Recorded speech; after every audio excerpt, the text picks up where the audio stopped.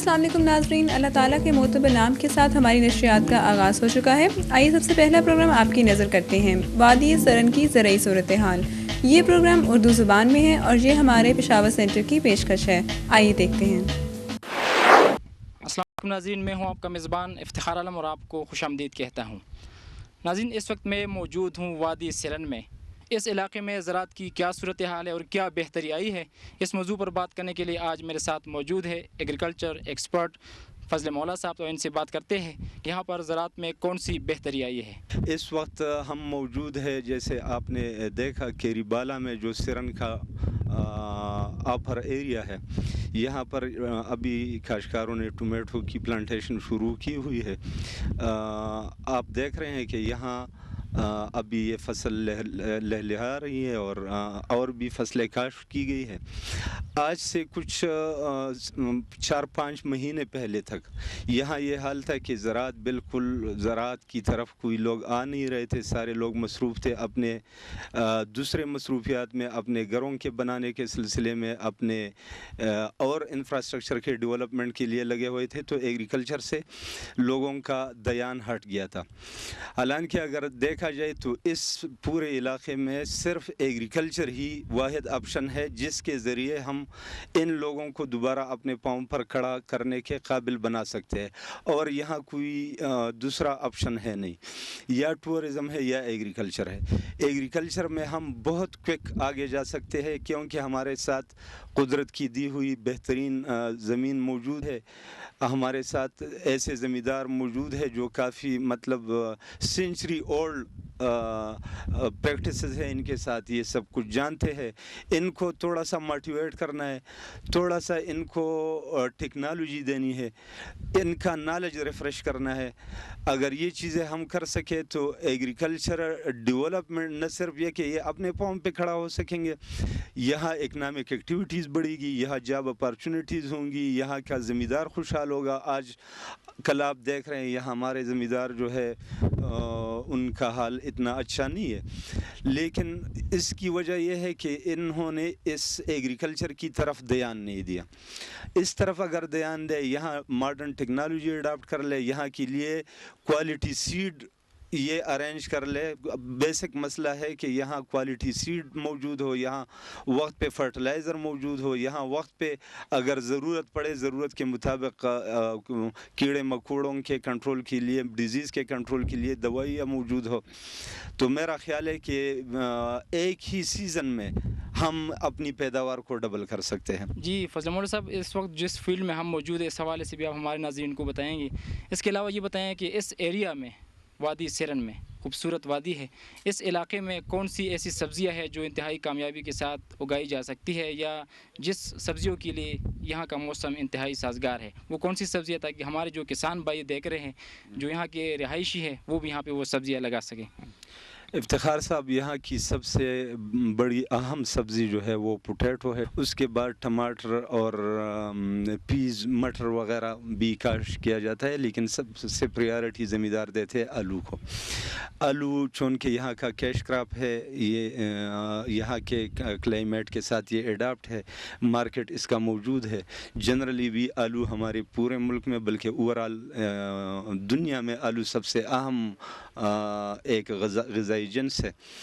تو یہاں پہ آلو کے کاشت کے لیے مختلف ادارے مصروف ہے کہ آلو کے کاشت کی جدید ٹیکنالوجی یہاں پہ شروع کی جائے تاکہ یہاں کی پیداوار بڑھ جائے۔ ابھی جو زمیندار پیداوار لے رہے ہیں وہ 40-50% بلو پوٹینشیل لے رہے ہیں، جو زمین کی پوٹینشیل ہے اس سے یہ 50% کم لے رہے ہیں، کیونکہ یہاں جدید ٹیکنالوجی انہوں نے اڈاپٹ نہیں کی۔ اس سلسلے میں کوششیں کی جا رہی ہے کہ لوگ اس ٹیکنالوجی کو اڈاپٹ کر لیں اور یہاں کی پیداوار بڑھ جائے۔ اس کے ساتھ ساتھ ٹماٹر کے سلسلے میں لوگ تھوڑے سے ریلکٹنٹ تو ہے کیونکہ نزدیک مارکیٹ نہیں ہے۔ یہاں سے چھوٹے چھوٹے زمینیں ہیں، چھوٹے چھوٹے خطات ہیں، لوگ 2-3 کنال لگا رہے ہیں، تو وہ مانسیرا تک اس کے پروڈکٹ کو لے جانا، اس کو سیل کرنا، یہ ان کے لیے درد سر ہے۔ لیکن ٹماٹر کا ہم نے ایک ایسا آئیڈیا ان کو دیا ہے کہ ٹماٹر اتنا لگائے جو آپ کہ اپنے گھر کے لیے اور اپنے لوکل مارکیٹ کے لیے استعمال میں آ جائے. اس ٹماٹر میں ہم ایک ویرائٹیز انٹروڈیوس کروا رہے ہیں جس کا چھلکا ذرا سخت ہے, وہ شیلف ویلیو اس کی زیادہ ہے. اگر لوگ اس طرف آ جائے اور یہ لگانا شروع کر لے تو امید ہے کہ ٹماٹر بھی یہاں کا ایک اہم فصل بن سکتا ہے. اس کے ساتھ مٹر ہے, مٹر میں بھی کافی حد تک اگر اچھی ویرائٹیز یہاں لے کے آئی جائے اور طریقے سے اس کی کاشت کی جائے تو مٹر بھی یہاں کا کامیاب فصل بن سکتا ہے. ساتھ ساتھ میز بھی کسی حد تک لوور ایریاز میں تو میز بہت زیادہ ہے, رائس کافی ہے, لیکن یہاں بھی میز کے آپ جگہ جگہ آپ نے فصلیں دیکھی ہوگی. میز یہ ہے کہ لوگ مکئی کو اس لیے توجہ دے رہے ہیں کہ اس کے لیے محنت کی ضرورت نہیں ہوتی.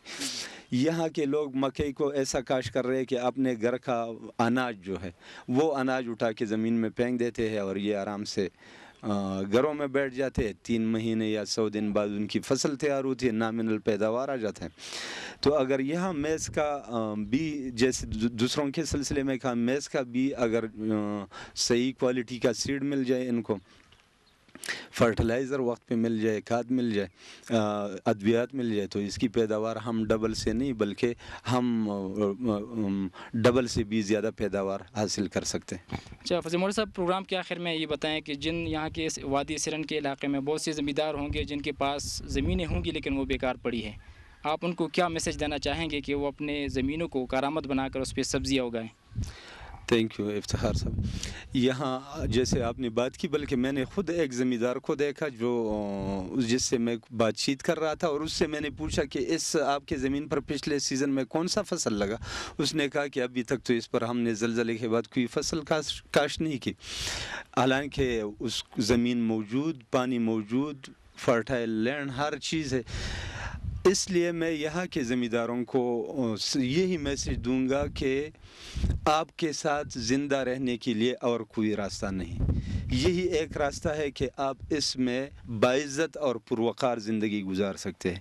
یہی زمین ہے, اگر اس سے آپ فائدہ نہیں لے سکتے, یہ بنجر بن جاتی ہے, تو آپ پوچھ لے یہ زمین بددعائیں دیتی ہے اپنے مالک کو کہ یا اللہ میرے مالک کو غرق کر لے, ان کو اس نے مجھے بنجر بنا دیا. تو زمیندار کو چاہیے کہ اس زمین سے, یہ ایک خزانہ ہے, اب اس خزانے سے پیسہ نکالنا زمیندار کا کام ہے, طریقہ بتانا ہمارا کام ہے. اب اگر ہم طریقہ بتاتے اور پھر بھی زمیندار اس خزانے کو ہاتھ نہیں لگاتا تو میرا خیال ہے یہ اپنے ساتھ, آپ کے ساتھ بھی زیادتی کر رہا ہے, اپنے آئندہ نسل کے ساتھ بھی زیادتی کر رہا ہے.